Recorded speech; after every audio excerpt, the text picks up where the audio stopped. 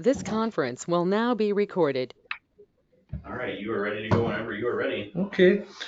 I call the meeting of the New Richland City Council for October 10th to order. Roll call. Gail is gone. Jason's online. Yes. That's it. I'm present. Okay. Pledge of Allegiance. I Pledge allegiance to the flag of the United States of America and to the republic for which it stands, one nation, under God, indivisible, with liberty and justice for all. Okay, next item, can I have a motion to approve the agenda? I actually have one change, number 3 from the consent agenda can be scratched off. I don't have them, they'll be available for next meeting. Okay. Outside of that, I don't have any changes or additions unless anybody else does. Okay, we have a motion reflecting the change to approve the agenda. So moved. Second. Any discussion? All in favor?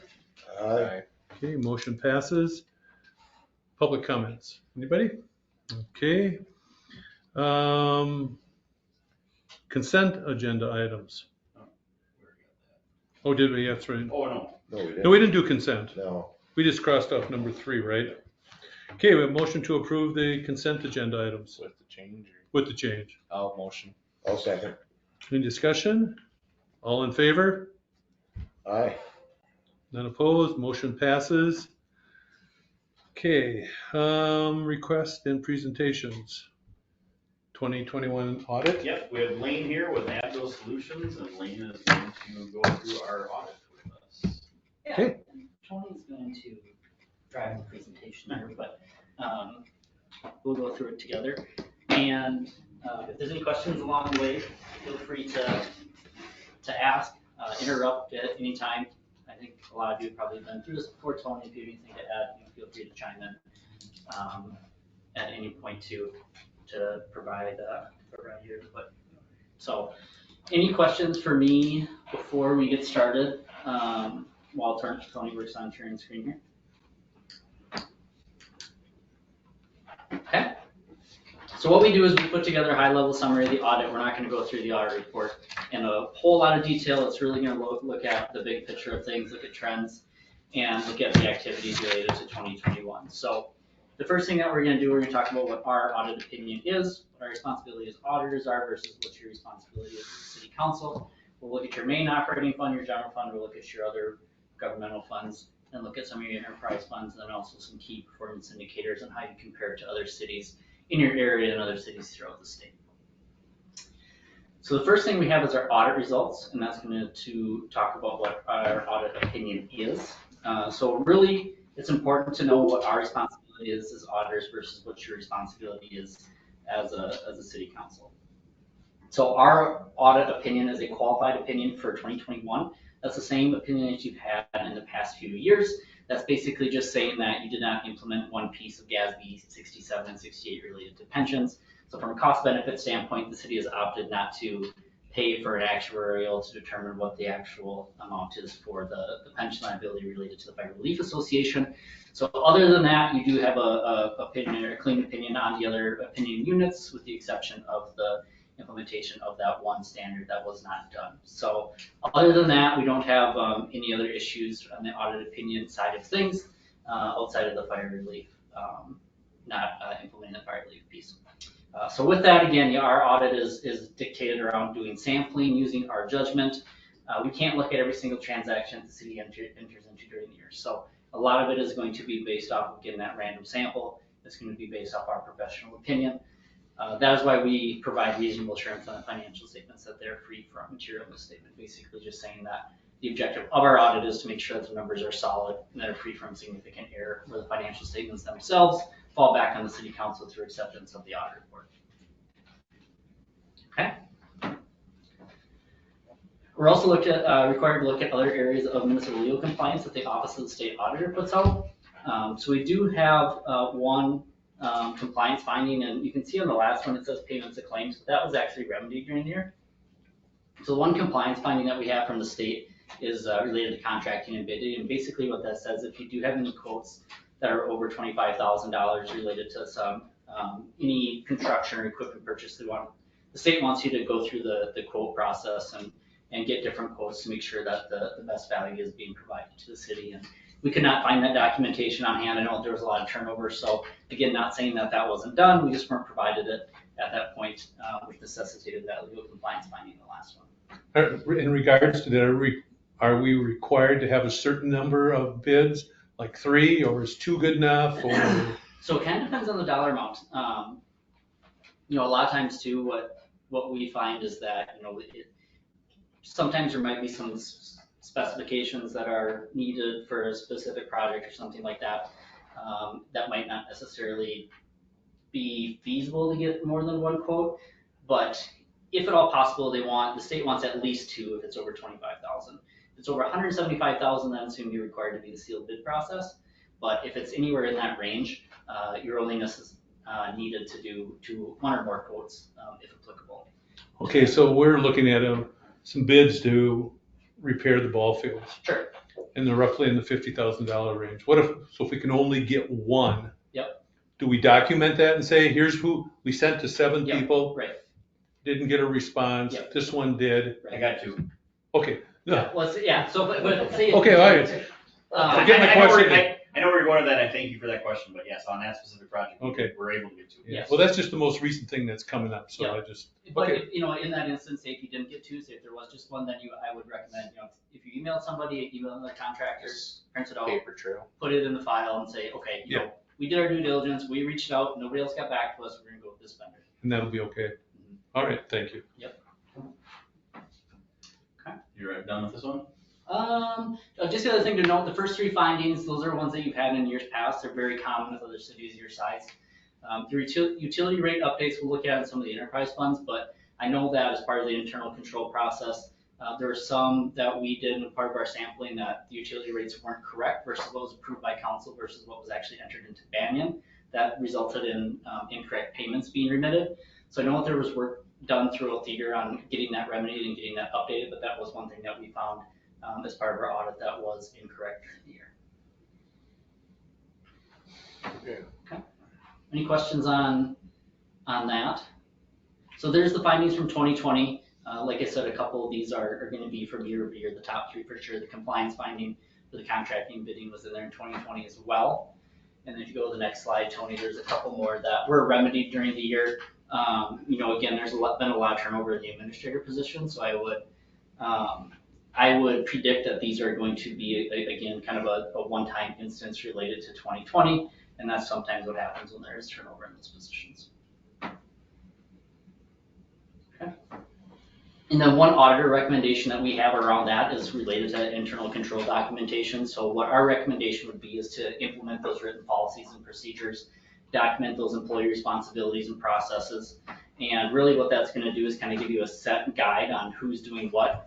We know that the city is small in size. We know that you can't hire multiple people to service different areas and that there's going to be overlapping controls. And again, it's from that cost benefit standpoint. What our recommendation is to really look at those processes and see how can council help out and what steps exactly are going to be done to help with those controls. Some cities will have a finance committee where they'll go in and review bank recs, or they'll look at the checks that are written in a little bit more detail, not so much just at the council level. There you approve the disbursements and some of the high level things, but they would actually go in and look at a little bit more detail, sign off on it and say, okay, we looked at these check registers a little bit closer, just as kind of another compensating control, knowing that the staff is smaller. But the more that you can have those structured and in place, it's really going to provide some benefit to the city on who's exactly doing it through that internal control process. Any questions on that before we move on a little bit to the actual number side of things? Nope. Okay. We'll keep going here then. And the first thing we're going to look at is the general fund. So this is going to be your main operating fund. And kind of what we want to look at is the yellow line, which is going to be your budget, and compare it to some of your fund balance percentages over the past 5 years. So kind of what we recommend seeing is you want that orange line, which is going to be your actual fund balance, to fluctuate more or less with where that yellow line is. So you can see where your general fund budget has been at over the past 5 years. 5 years ago was at about 850,000. That has increased to a little under 1.1 million. And your fund balance has been decreasing over the past 5 years in correspondence with that. So That's not necessarily always a bad thing. Sometimes it's going to be to keep your levies at a steady rate. It could be by design to draw down some of your fund balances. We as auditors recommend that 35 to 50% range. And right now you're at that 43%. So you're in that range where we would recommend, where the League of Minnesota Cities also recommends. Your fund balance policy calls for 50% of those expenditures, so you are a little bit below that. But that's something to look at, especially for you, Tony, as you go through the budgeting process on where exactly you want that fund balance to be. How does that relate to your levies and how that's going to impact your reserves over the next 3 to 5 years. So a few reasons for that, if we drill down specifically into 2021. Any questions on that before we move on? No. Yes. So we'll look at 2021.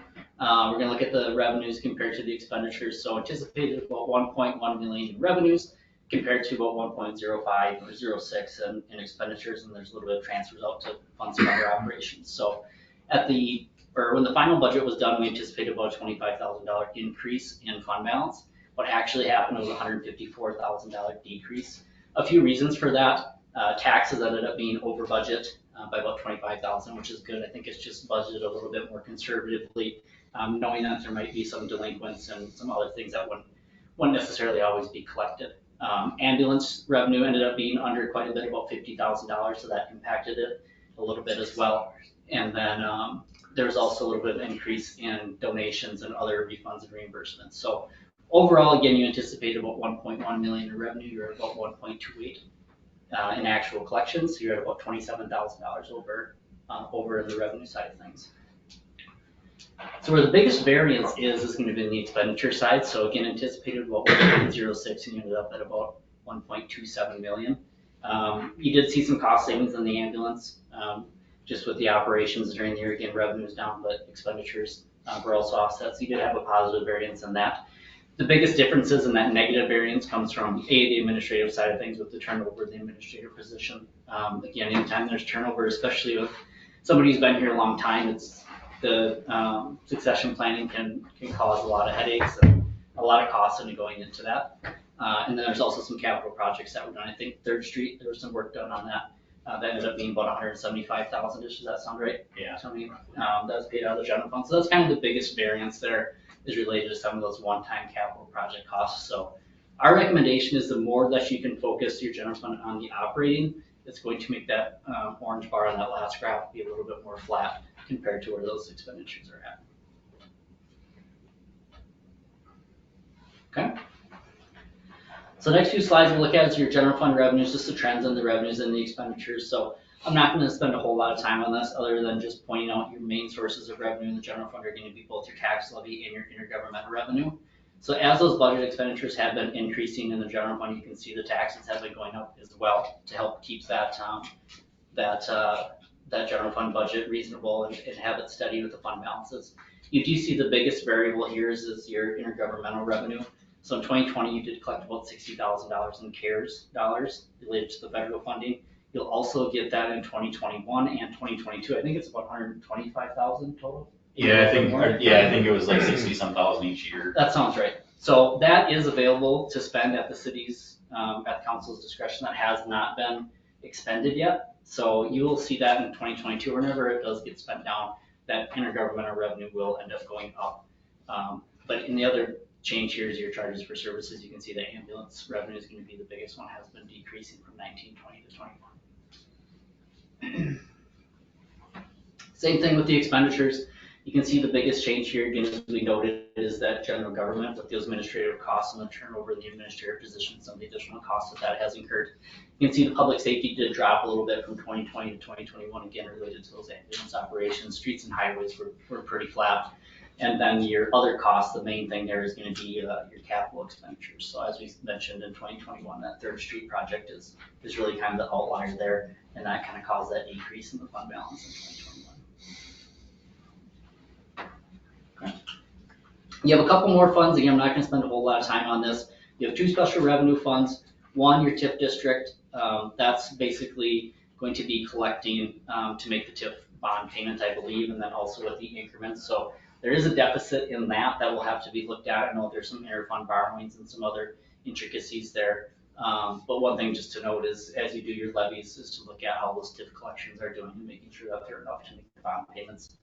And then also you have the rural fire fund. I think there was some capital purchases in that one as well. That ended up drawing down that fund balance a little bit, but overall you have a decent amount of reserves available in the rural fire fund. And then your other two capital project funds, you do have a little bit of Odd Fellows building, but there's not much in there. The biggest one is your capital improvement fund. There's $625,000 of reserves in that fund to be spent for those one-time bigger projects. So as we mentioned, something like your 3rd Street, that could be looked at being paid for out of the capital improvement rather than the general fund. That would allow that general fund to be a little bit more flat and steady year over year, rather than having some of those bigger swings. Okay. Debt service funds, you have 3 bonds out there currently being paid off. So there's about $250,000 in cash, and then another $150,000 in assessments being used to pay off these bonds. The thing I like to point out here is just looking at when some of the debt drops off. So the 2007 bonds are dropping off in 2024. That's going to save you about $20,000 a year in your levy payments. And then you're also going to have another bond drop off in 2025, 2026, that time frame. So once that comes, you're going to be saving about $50,000 a year in cash flow related to your debt service payments. Any questions on the governmental funds? Nope. Okay. So we'll keep going here. You can look at your enterprise funds. So rather than being funded by tax levies, these are going to be funded by your charges for services. And basically what you want in these funds is your orange bar on the top graph to exceed the yellow and the black. That's going to mean that your operating receipts are exceeding your operating costs plus the debt payments to fund those operations. So you can see that in 2021, there was a shortfall there, and you can see the impact on the cash balances in that bottom graph, where 4 years ago, cash was about $136,000. That has decreased to about $75,000 in 2021. So with that, our recommendation, kind of going back to that utility rate, making sure that everything's entered into Bandy correctly, but also looking at that cash flow analysis and making sure, okay, here's what we have needed for our annual operations and our water and our sewer funds. Our revenue's enough to make these payments. Where do our cash balances want to be? Where's our target at? And just trying to lay that out as much as you can over the next 5 years to make sure the cash flows are ample. Same thing with the sewer fund. You can see that it has been operating at a deficit the last couple of years. You can see the impact on the cash balances in this fund as well.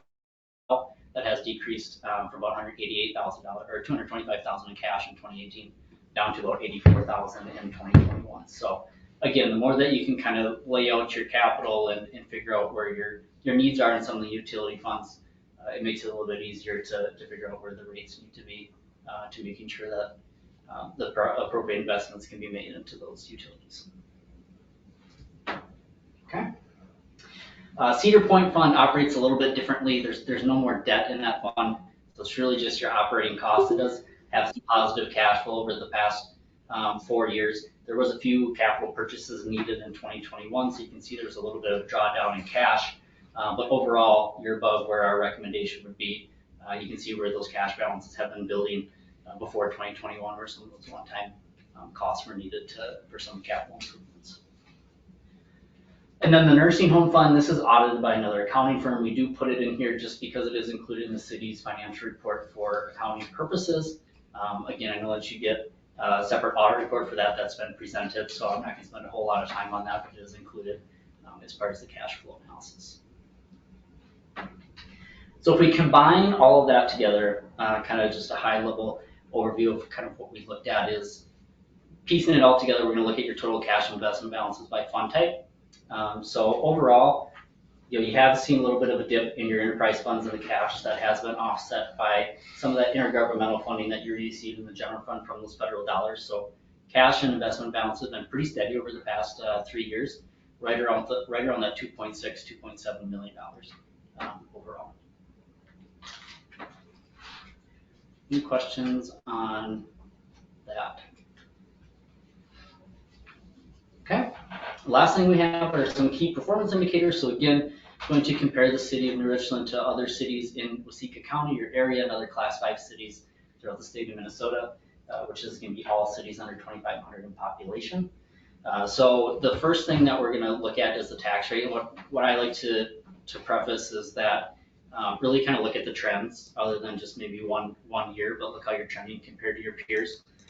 So on the right graph, you can see taxes per capita are going up. A lot of that is probably just due to population changes. Or if you look at the left graph, your tax rate overall has actually decreased a couple percentage points from 2019, from 115% down to 114%. So really what that indicates is that there is, even though population might be decreasing, there is strong market value growth within the city to offset the increase in those taxes, as we noted earlier. So if you look at where you're at compared to your peers, you're a little bit higher than cities in your area and cities throughout your size throughout the state, but overall you're actually decreasing, where other cities have been increasing a little bit, especially in your area. Okay, we already talked about long-term debt, so I'm not going to spend a whole lot of time on this, Tony. You can skip this one. General expenditures per capita, the same thing. You can see that they are increasing. We pointed that out in the general fund, some of the changes that have been going on year to year, and then also with the population changes are going to be impacting that. So it's good data for reference, but it's nothing that I'm going to go into a whole lot more detail here at this presentation. Water fund, sewer fund, we already talked about the cash flows there. That's going to be your most important indicator there. Expenditures by program, again, data that's available for other cities that are out there, but nothing that I'm going to point out in specifics here tonight, and same with that one. So with that is all we had to go through. Are there any questions? There's anything, Tony, that you want to point out that I might have missed, or anything that you want to highlight? No, I don't think so. I think you covered most of it. Obviously, I mean, I think that the tax detail is a good detail to show that we're actually going down a little bit, maybe a little higher, but we also don't have the ability to balance some of that stuff out over, those other things. And we've talked significantly about the enterprise funds, and I think we're in a good place to manage those and bring those back to where they need to be. So I think that's not anything we're not already aware of. So unless anybody else has any questions, I'm good. No? Thank you. Yeah. So do we need to accept this? Yeah, I don't think it would be a bad idea to Yeah. motion to accept the. You can formally, it doesn't need to be through resolution or anything, but formal approval. Of the presentation? Yeah, of the report, our report itself is recommended, but my contact information is on that last slide, so if there is anything, let me know.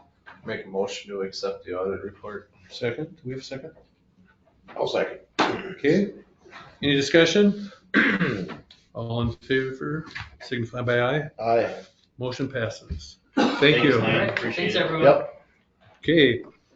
Nothing under ordinances and resolutions, department reports, ambulance report, budget discussion. Hopefully 22 will be better because 21 we had, we didn't have as many calls.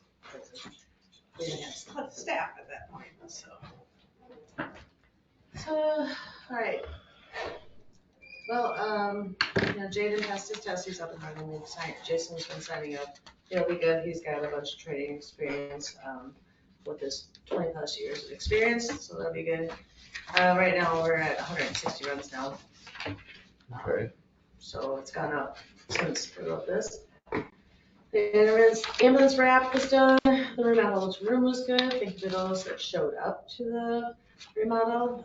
If you'd like to look at it anytime, please go ahead and ask. Thanks to Trinity Church and to the Russell family, mostly the Huston family for that. Need to order some rescue pads, it's for when we have a cardiac arrest. We have one at this point, and that's about due to expire, and I need to order at least 2 to have on hand. They're $175, $167 a piece. So I'll make a motion that we order some rescue pads. Second, wait, let's finish this.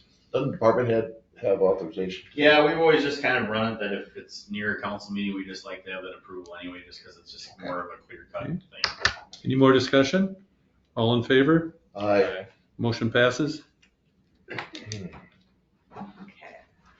So, I got, a couple different, estimates on PowerCot, Lucas, and Monitor.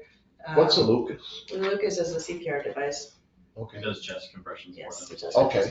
Okay. So, The reason she Well, I didn't know got, that. the reason she got those quotes is that's part of the capital project that all the departments are working on, so we're getting costs to replace where we're at in the life cycle, warranty and all that stuff, just so the council has a good idea of kind of planning purposes going so forward. our Power Load and the cot are both from 2012. The life expectancy is 7 to 10 years, and we're at the 10 years. Okay. Same with the Lucas and the Monitor, and so the Power Load and the cot would be the first one that I'd like to look at. The Lucas is still working good. I set it up every year for maintenance and everything like that, so, but that the cot and the Power Load does not go out for maintenance. So How much is it to replace it? I About have $50,000. the quotes, I gave you those. Yeah, and then you shared got with them for this. Okay. It's about 50,000, about 25,000 for the cot, 25,000 for the loading device. I got two Well, the different. loading device is new. The rail is new in the ambulance when the ambulance got purchased. That's new? Yes. Okay, so who put that in? Because he has US, Fire 2000 USA. Fire USA, so I'll have to get that quote. But it's probably right on the ambulance quote. Yeah, it's probably on the bill. But that's why we're trying to throw this together, is because we didn't plan that this was gonna be expiring here in this No, couple of well, years. and the information from when they were done, I cannot locate it from one. And I would guess that as a smaller service with less calls, we probably can Push it a little expect that bit. life expectancy to go up a little bit, but we still need to be putting those funds away to help take care of Yes. that stuff. All right. And there's two places that have those, and I got both those estimates, each one, I gave them to Tony. And everything like that, but that's something that we need to look at in the future here and get them replaced. Eventually, the medical direction is gonna go away with IV variances. It's gonna be a little bit, but for right now, we can do it. I finally got the approval to do the training on it myself today. It's been over a year of working on it, and I finally got the approval, but eventually they wanna do where we do IOs. So eventually I have to look into one of the IOs, to have that available. It's not a So fun make one a to note do. of that and get that on your capital list so that I can put that on. Yeah, I'll get that to you tomorrow. And then I just put budget discussion on because I just thought that this would be a good time for the council to either discuss with the department head or let them know what you would like them to do or look at before the next set of meetings. Or if there's maybe some challenges that they face or something like that, or yeah, just basically an open dialogue before our next meeting so that we can make those final changes to things that we need. So I don't know if anybody has any specific ambulance stuff that they'd like to address. I don't. Hard to address. Ambulance is a tough one, Yeah. so I will share with you that, through the vendor process with the state of Minnesota, I've discovered, I think I might have shared this in the past, but I've actually discovered that we do have ambulance payments coming in through Medicare and through the federal government, through the state of Minnesota, that have not necessarily been getting coded properly for the last couple of years. So the amount of ambulance debt that we've been writing off should be going down That's a instead good, of writing it off. that's So, good. yeah, so that should help on that revenue side of things for the ambulance. And the runs will be up this year, considered Yeah. from last year. We're already past what we had last year, because the fact that the whole change and we didn't have crew. Have the frequency of the payments picked up any? I would have to, I think we're still on that transition phase where it's starting to catch up. I'm gonna sit down and actually have a conversation with him next week and try to figure out where everything's at. But as far as I know, there is some stuff that's coming in and being paid. It's just not as fast as we'd like to. And there's been some confusion about where the payments necessarily go, because some of it's remit to them, some of it comes directly to us, and then we have to make contact with him and let them know that it's just kind of.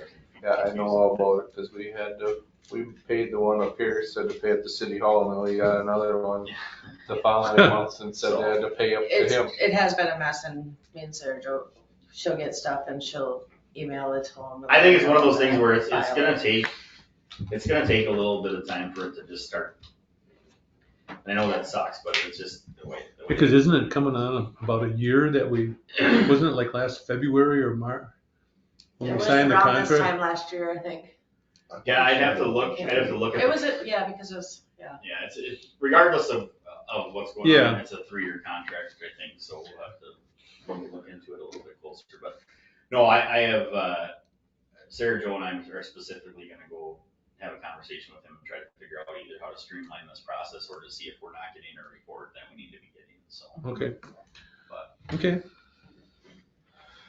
That's good. We have a motion? Are you, Well, Cool. there's other stuff I'd like to talk Okay. about if you have time or not. Sure. I mean, that's fine. No, what do you That's want, fine. no, No, that's fine. what do you need? no, go ahead. Just as a reminder, I believe that each of the department heads are supposed to just submit a report. No, we asked him to come to his budget Yeah. stuff. That's fine. Yeah.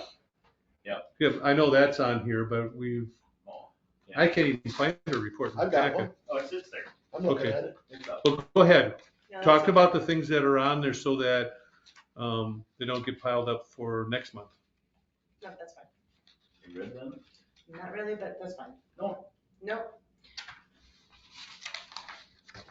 Talk about uniforms, you said, you mentioned. Well, yeah, I wanted to talk about budgeting for uniforms and then, my Well- review was in March and I still haven't had any increase or anything like that or heard anything about it and it's been 7 months. I'd like to know about that stuff and then work on other things, but Who does your evaluation?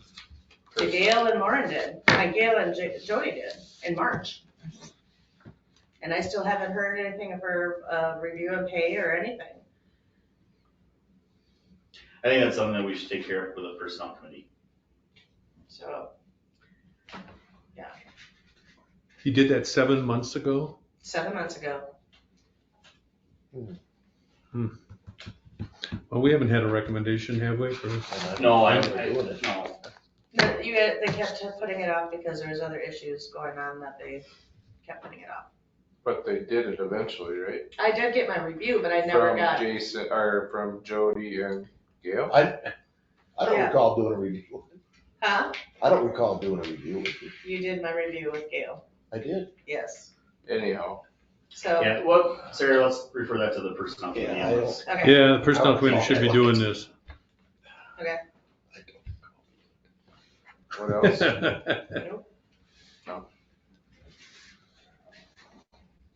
All right, she's got what she needs, so if you're done, you can enter the motion. We have a motion? I'll make a motion to accept the ambulance report. I'll second. Any more discussion?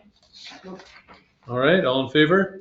Aye. Motion passes. Fire department. Josh said he couldn't come tonight, so just a real quick overview, 1 medical call, no fire calls for September, so total of 1 call. And then, extrication tools they worked on, they took out to, Ms. Gibbs? Mizzigans, tore apart some cars, tested some new tools, looking to swap out hydraulics and move to more of a battery powered type system. And then there was a house burn that was taken care of during that time. Really? Whose is that? Was it Mullins last month? Service was 2 September? months ago. Oh, we did both of them last month. There was another one that was last month. Yeah, this one was, Al Williams was this month, but I think it was services and So, Mullins last month. So how does that work? You get all the fire department out there, the vehicles, everything, and then you start it on fire? it's a training burn, yep, so you go through the motions. Then they of put it the out, they started fire. up again, and they put it out. Yeah, put it out and start it and put it out and start it until it Get gets to the different point teams in where, there working. gets to the You point should where, go you- to one sometime, it's pretty interesting. yeah, gets to the point where you eventually can't really stop it anymore and then you just let it go to the. Okay. Yeah, it's kind of fun to watch them. So I guess that's all we got for that. We have a motion to approve. I do approve. Second. Any more discussion? All in favor? Aye. Motion passes. Police department report. Yes. Really, there's not much to report. Well, We had 105 calls for this month, bringing our total calls in 2022 to 1,040. So that's down from last year, which is fine. I was sworn in as chief. Officer Herman was sworn in as full-time officer. And I would like approval to interview and hire 2 part-time officers. So we're stretched pretty thin right now. Very And our hope is that, I mean, we have set aside, I think, 9 positions and we only have 2. I have, including myself, there's 2 full-timers and 2 part-timers. Yes. So we are about 7 part-time officers short from where we were, 2 years ago. So yeah, our thought process behind it is we are sitting on like 3 applications.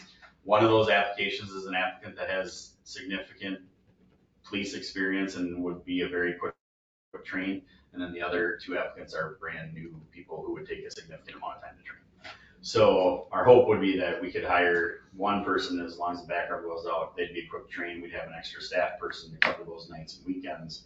And then we could take a little extra time to train that other person to fill that spot. So you don't know if this one that has all the experience passed it?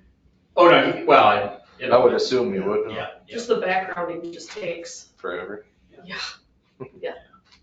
So, I mean, ultimately the cost to the city is very limited outside of the uniform cost, which is about $300, and if the licensing cost is $90 every 3 years, so $30 a year of licensing cost. So outside of that, there's really not a lot of cost, and We do have leftover uniforms that most likely would fit. would fit. So, Is there handgun training or ammunition Oh, yeah. expense? well, yeah, but that's all stuff that we have in normal Oh, we do? use of- Okay.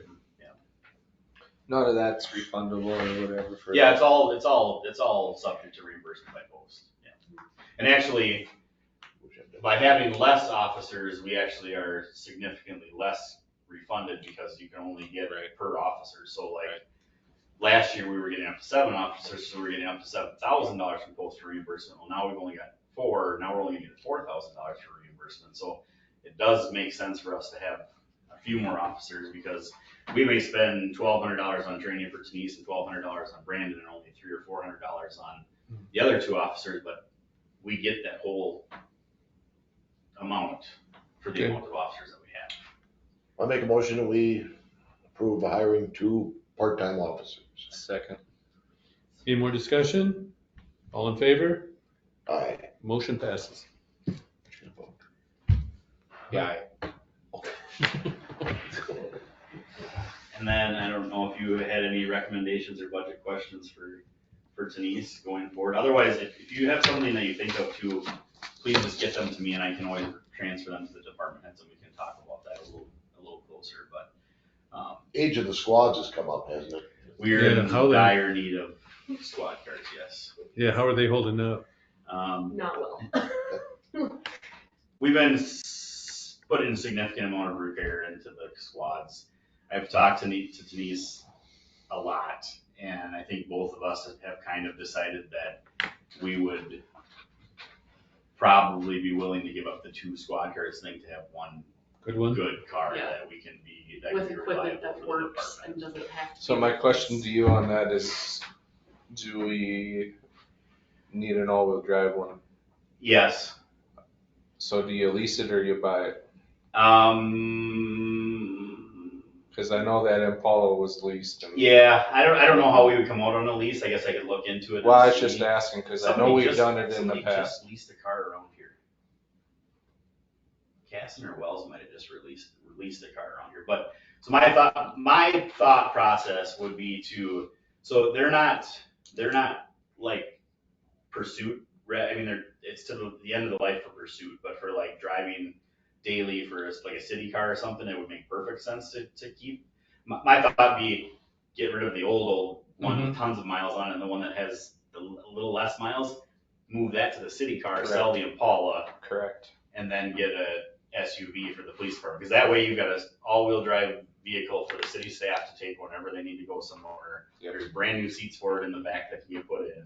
Yep, no, I agree with you. There's still some value in that Impala to sell it out, plus all the equipment in the squad cars, but the problem is, we're not gonna get a new one, because, they just canceled all the 2022 orders and gave everybody one day to reorder a 2023, Ford did, and the price went up $11,000 overnight. So instead of 30-some thousand, they're 42,000 or something like that. But that's just for the car. That's just the car and non-equipment. Okay. Most of our equipment would fit in any new car. The only thing that probably wouldn't fit is the cage would have to be different, which is like a $1,200 expenditure. But pretty much everything else should transfer over. So it's just a matter of finding. So I think we'll just have to do our diligence and see if we can find something with few miles or, yeah, I don't know. So if you had the two cars and you found one you could get the two cars to make them all one work, maybe. Yeah, for sure, for sure. And there's value in the equipment. I mean, the Right. radar in there is worth a couple grand. I mean, the other stuff's worth money too. So it's not like it's that big of a deal. And we could leave like the radio stuff in the city car and just unplug the radio and keep it in there, so that if worst came to worst, we needed to Still use it had as a it squad back car, we up, could yep. plug the radio back in and go. So that's what I'd like to do. I don't know if that's gonna happen going into next year, but that's kind of where we're sitting at for where we need to be. And I think there's an opportunity again, depending how things work out at the sheriff's office, that I think that we would definitely have support from them if we ever were down and needed a vehicle. How much is in our squad car piggy bank? Absolutely, I don't know. So there was $5,000 in there before going into the last year's chief, and I had told Michelle that I wanted to pack cap reserve for $5,000 for the next year, and I thought that was done. So I thought there was $10,000, but I'm not able to find that trail, and I think it was probably taken out of the budget going in. So I'm guessing if there's any monies in there, it's about $5,000. I would venture to guess we should be able to get 5 for the Impala. Probably. So, yeah, I don't know. That would have to be on state bid. Yeah, or sealed bid, you know, whatever we want to do. I think we would try to sell it via min bid like we did the other one. We had pretty good luck with that. So, I don't think it's a decision we have to make now, but Yeah. it's definitely on our radar. I mean, if it's on your radar, I guess it don't hurt to keep looking, because you're gonna need a price of some Yeah, sort. the to problem start. is if we order a car now, it's not gonna come until 2025. Correct. So, Yeah, the school district's got buses and vans sitting someplace. I don't even know where they are. May not even get them. so the only other thing is if we commit to purchasing that vehicle at a certain time and the council funds it, you can still place that order, but then it's gotta be funded, so. I do have some money in capital reserve. So, and there is some unrestricted capital reserve money that we can look at too, but I think in the meantime, Denise and I reach out to some area departments that are looking to get rid of a car at like 60,000 miles, and maybe we just hop on that wagon for a few years and put a couple extra dollars aside and Right. get us through. I know that we can get another one with 74,000 on it, but God, that puts us back to where we were, How long have we had these, 3 years? 20. So I was here in 2017. Probably 2018 and we bought the 2019, I first think. one, and then 2019. But they're both 2015s, Mhm. same year. Yeah. And what do they have on 100 and? Well, 270 has 105, almost 106,000. So And the other one's got 120. 140. So just to put it in perspective for you, Owatonna shelves their cars at 85,000 miles. So. Because to me, it didn't, I mean, if you own those cars, it's your own personal vehicles. That's That not wouldn't be a lot driven the of- same though. No, I know it's not, but Right. it doesn't seem like a Like lot miles. of miles. Right, but you gotta think about it in the fact of running time. Like those cars are running. Yeah, they're running all the time. Yeah. And they're going from 0 to whatever and braking hard and. Not very fast though. Yeah. They're not going 0 to But it's just, you know, it's a way more aggressive driving than you would in your normal car. Okay. So yeah, just things to think about. Gas ain't getting any cheaper either. Alright. They're not an EcoBoost, they don't have the power. No, get electric vehicles, that'll work fine. So the biggest You'll have thing- plenty of speed Our then. biggest budget Yeah. thing is probably the squads, or the primary thing, and is there anything else that? No, for the most part, I think actually Denise has done a very good job. We were doing, I was using a training software that I was not super happy with. She found a much better version of what I was actually looking for, and it's gonna save us about $800 a year. So she's doing a good job finding those things, and I think we're kind of on the right. The big ticket thing is insurance, and I'm still kind of not sure how that's all gonna play out. Okay. But I do know that at least one more employee is not probably gonna take insurance based on the policy or the plan that we have now, so that immediately takes another $20,000 out of the budget. So we'll just have to play it by ear. That's all I got. Anything else? We have a motion to approve? So I'll make a motion. I'll second. Any more discussion? All in favor to approve the report? Aye. Motion passes. Thank you. Thank you. Thanks, Denise. Thanks, Denise. Wasn't too bad sitting there, was it? It's nerve wracking. Not as nerve wracking as last one. Okay. We're your friends, don't worry. Okay, we move on to unfinished business, roof inspection and repair. All right, so as we spoke about, we asked Schwerters to come take a look at the roofs prior to winter, just to make sure we didn't have any significant issues that we needed to address prior to next year. So we'll start with the City Hall roof.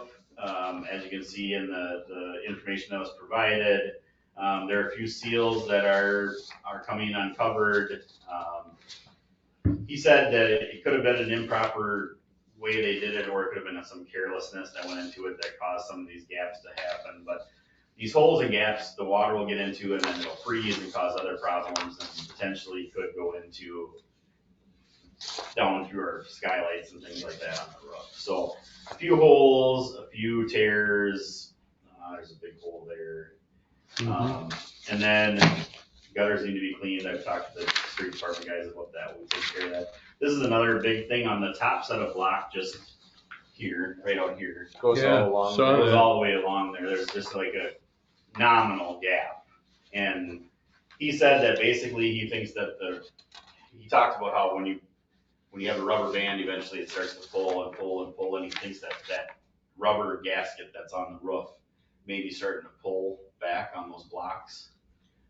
And so he said they would come in and just fill that with a securing compound that would basically lock that in place. So long story short, for those repairs, he said the roof was in much better shape than he thought it was going to be when he jumped up there the first time.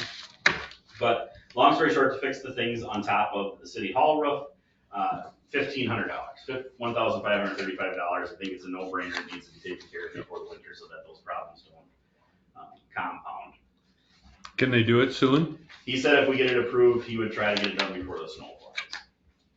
So, Okay, I'll make a motion to fix the City Hall roof. is there a second? I'll second it. Any more discussion? All in favor, vote yes. Aye. Any opposed? Motion passes. the library is a significantly different issue. So, when we look at the library, if you can see here on the pictures, and I apologize, they're sideways, but on the top of the cement there, whoever did the roof, and I didn't get a chance to look to know who did the roof. Do you guys happen to know off the top of your head who would have done that? But apparently, when they took the old roofing material off, they did not remove all of the old roofing material. So that section of aluminum bead that's there, that used to hold the old roofing material in place. So they didn't On even the remove top? Yep, on the top there. So they didn't remove any of that stuff. They didn't terminate some of the ends properly where they were supposed to. This whole gap right here is not bonded to the side like it's supposed to be. And this little gap right here, he said that it would take a wind, it would take a significant wind, he said, but however, he said if a significant wind got in there with this big gap there, it could basically rip that whole roof right off, the rubber matting. Some cracked stuff, he said he didn't know if it was who put it down or didn't know what they were doing or what. Just some more bonding issues. This is a piece that was put together, but it didn't quite get put together properly. This is a section where they combine two pieces together, and that little strip that's sticking out there is actually supposed to be between those two strips. He doesn't know if it got caught and they just couldn't get it back and just left it there or why that is the way it was. This is just another strip that they would fix. A few patches that they need to make. There's just another picture of that old roofing securing system that was. That's probably holding the brick together It so might- it don't fall off. It might be. There's some brick issues too, but there's a better picture of the really loose piece there. So this is where they submitted, this is supposed to be underneath this metal piece right there. It didn't make it all the way into there. Just not secured properly. So they would fix all of this stuff, repair some concrete issues and things like that. But it is $7,040. I did look and When was that roof done? Yeah, that's what I wanna know. I don't know. Do you remember when they did that library project? Is there any kind of warranty or guarantee I in there? doubt on the roof. No, I doubt it. Cause they did the roof at the same time, I believe. Of course you don't. Well, if it was 2010, it's 12 years. You're not. Yeah, but don't they, roofs, they don't do 20? Well, it depends on who does it. Correct. So I mean, like if Schwicker's does it, they have certain companies that know that the job that they do, so they have a warranty that they'll provide. Correct. Now, I can go buy Owens Corning shingles, but they're not gonna honor the 20-year warranty if I install it. Yeah, They're gonna right. want a warranty Corning Yeah, installer Certified. to do it. absolutely. I would vent, he said, he, from his perspective, he feels like whoever did that roof had some knowledge of roofing. And as part of the project, bid it as a general and thought they could do it and maybe bid off a little more than they could chew. So would the city have owned that building when that was done? Yeah. Yes. Okay.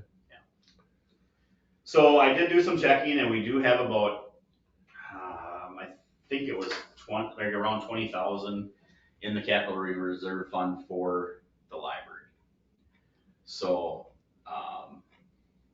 and the roofing would be a qualified capital expense. Yeah. And there has been some leakage, hasn't there? Well, I don't know if there's anything significant, but I think that without fixing this, Could lead to. my concern is the amount of investment that we've placed in that building and how nice that looks in there and everything else, that if we have trouble with that, and that causes a whole nother other problem, then that's gonna be a significant problem. Yeah, it needs to be fixed. I'll make a motion that we fix the roof. Second? I'll second. Okay. Any more discussion? Look out. Yeah. Just start writing checks. Okay, all in favor? Aye. So we've got 7,400 and, 1,000. 7,040, I think, Okay. 48, I think it is. 7,048, yep, and then 1,000. 1,535. you think they can do them both at the same time? Yeah, that's what his plan would be. Okay. Otherwise, he said that with the city hall roof, with the minimal things that they're doing, if he's got some work past us on their way back, they would just jump up there quick and handle those few things. Okay, And then they would come down and do the library roof Okay. together.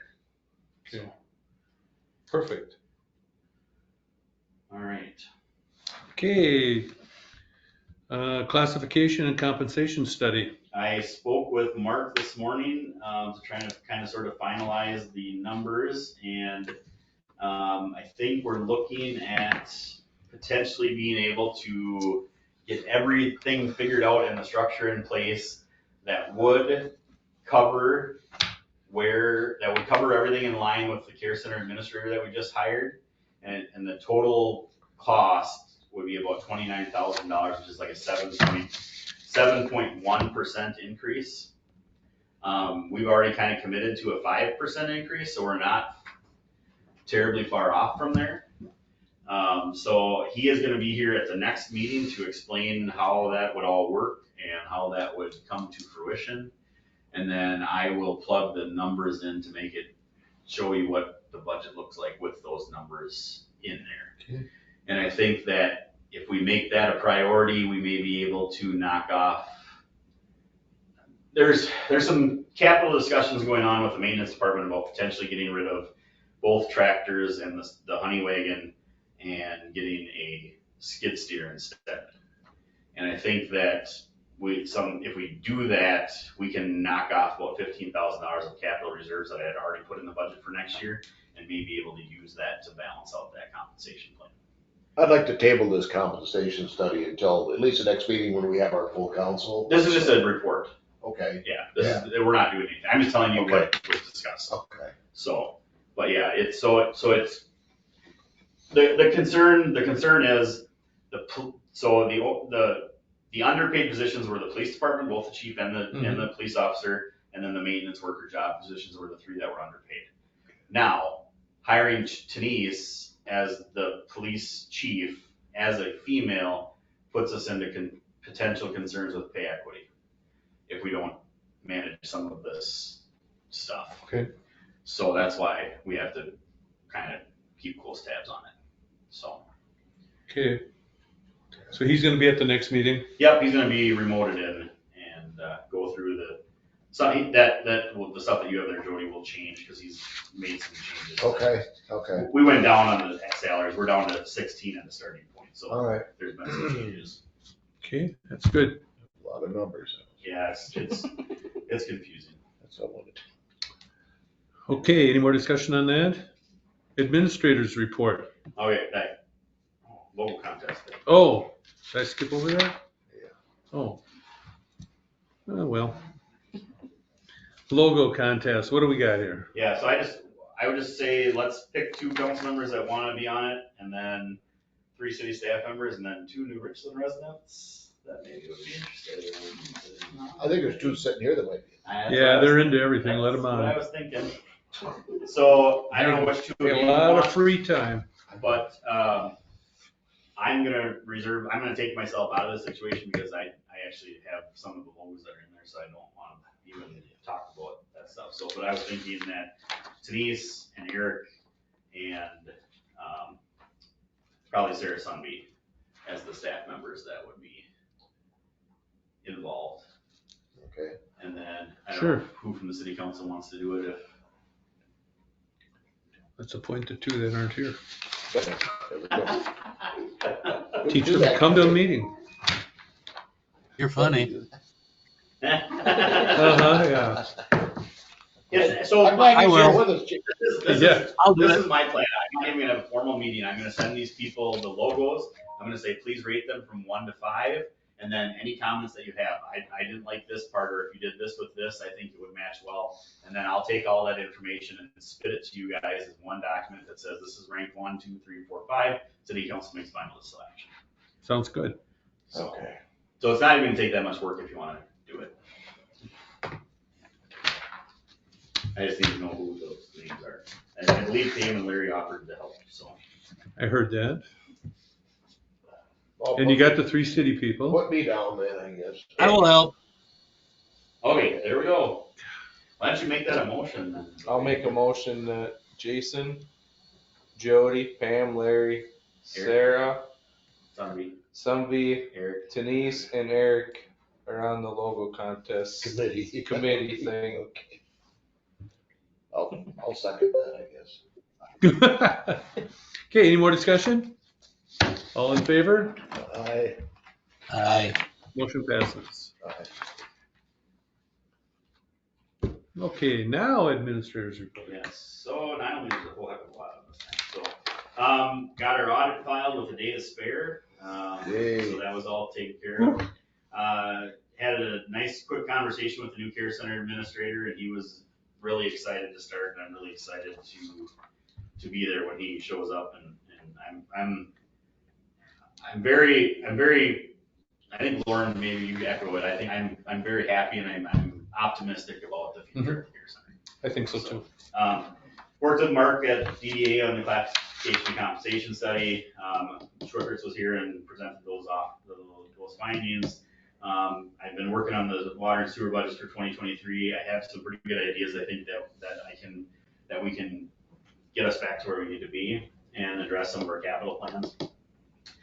Department heads have been really great working on the capital plans, put together. I've got most of maintenance, all of the police department, most of the ambulance, and then sewer plant's a nightmare, but I'm trying to get some of that stuff taken care of as well. I spent an hour and 15 minutes up there last week. Did you?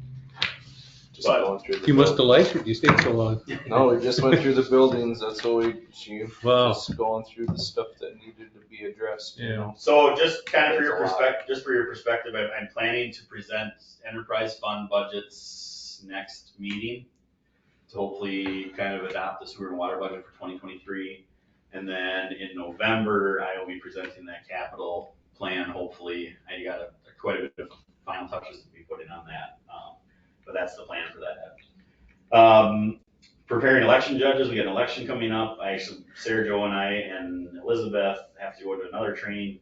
You guys, I don't know if you want to or not, but the old handwritten polling book is no longer gonna be, it's gonna be electronic version now on an iPad. So they're doing training on that coming up in the next, I think it's 2 weeks from now or something. I haven't had a chance to talk to you. You mean I won't be on the last page anymore? It won't be on, Oh. no, you'll have to go like this. Oh.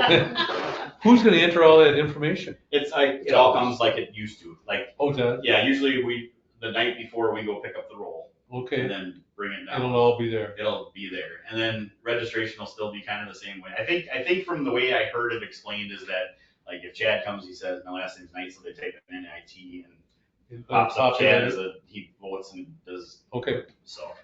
So it's not gonna be the same, but Be a lot easier for you. I've talked to a lot of places and they said it's actually very easy to use and so Okay. hopefully. Nice. Yeah, so we're gonna go to that. Until they crash or If you want to, you can, you don't have to. So we only need 3 people to go when we got there. So. And then attended the ambulance ribbon cutting and open house. Saw you in a photo. Yeah. Employee recognition for this month. Brandon Mullenbach's birthday is on the 20th of October. And then Jordan Allen's been with the ambulance for a year on the 15th of October. So, and just recently got on the fire department as well. So thank you to those guys. With that, without any other things, that is all I have for you this evening. Okay. I just have a couple things under the mayor council comments. I don't know if anybody had a chance to look at the Minnesota City's last magazine we got at the last meeting, but I found 3 things in there kind of interesting. One, it's on page 27. Our city's required to have an employee safety committee. Minnesota statute says we are. I'm just curious if we have one. You're it? Okay. I know in the past we've had a deal worked with People Services that they would go to these. Yeah, safety meetings. so, actually, League of Minnesota Cities is coming down on the 20th. Chad, you didn't yell at me yet. I can't see them. I like the bigger one better. I could see the dates. The week of the 20-something, 25th, they're coming down to do our annual workers walkthrough of all of our facilities and stuff. So And that is one of the big ticket items we'll of the talk safety about. committee things, yeah. Okay. Another thing that was in there was on page 23 is legal duties of a city fire I chief. did read that, yeah. And I was just curious if our fire chief does these things. And such as?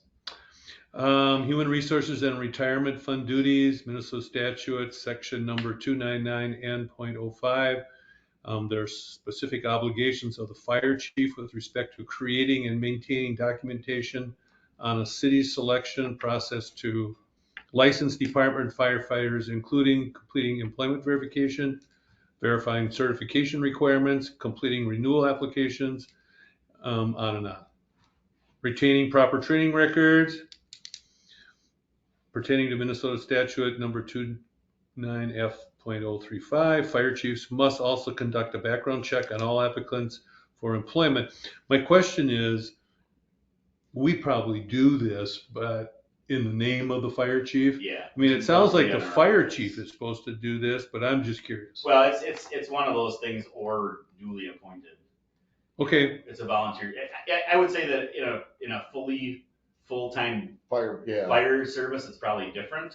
Where yeah, they would manage that stuff, but being that Denise does the background checks on the firefighters. I Okay. make sure that all the applications are good and that stuff good. Josh and Sweaty maintain the training records. So yeah, it's all getting done. It's Okay. just Well, Delegated out. I mean, it was good stuff in the magazine, and yeah. they put that out there for us. And then the last one I have, there was an article on ways your city benefits from a water utility rate study. Yeah, I did read that one too. Well, help me here. Well, I don't remember, but Okay. Things that a utility rate study can do is can inform you of your total revenue requirements, provide revenue stability and predictability, calculate utility rates. They don't really tell you where you can go or how you can get this done unless you're supposed to do it yourself. But it might be something we want to look at in the future to have that done. Mhm. I mean, if it's $10,000, probably not, but. Right. Yeah. It says develop a 5-year implementation plan to align with and supplement your other plans of the city, your capital improvement plan, That's what we're basically. working on. Yeah. So I don't know if you saw those, but I thought those were 3 things that yeah. we should be considering. Any updates on the leak at the water plant? It was fixed. Okay. Waldorf Welding came in and welded a patch over the spot that was leaking. I talked to Eric at our meeting this morning. We talked about it, and there is not any other significant leak. We're trying to figure out how it happened because it's the filter system. I don't know if you've ever been in the water plant. There's this big filter, and Yard filter? yep, that big tall thing, G bobber. And then there's like four or five 8 or 10 inch pipes that come out of the bottom of that. Well, when Ryan was on, the whole bottom was rusted out. So they actually came in and they dumped concrete down above those pipes. So that whole bottom piece was supposed to be concrete. Well, this broke through where that concrete should be. So over the past 15, 20 years, however many years ago that was, they might have done it when we were on the council the first time, Jody. Yeah. But they think that somehow water got down in there and come through that side. So, Okay. so I don't know what the life expectancy of that thing is. So that's what I was wondering, if the metal is getting thinner. And I don't know how you would replace that. I would assume that you would have to bring that in pieces and weld it together, because I don't know that there's any other way to get it in there. So Eric and I are also, that's part of some of the stuff we're trying to address with that 5-year plan. Because Yeah. I can't imagine that piece of equipment is probably cheap. No. So, And then if you can get one. right. Be just like that basin down at the end of But it was, Main but Street, yeah. right? Waldorf Yeah. Welding was awesome. I mean, they were here in an hour and got It was taken all care of. good? Yeah, so. Okay, that's all I have unless someone else has other items to discuss. We have a motion to adjourn. I'll make a motion to adjourn. Second, I'll second. all in favor? Aye.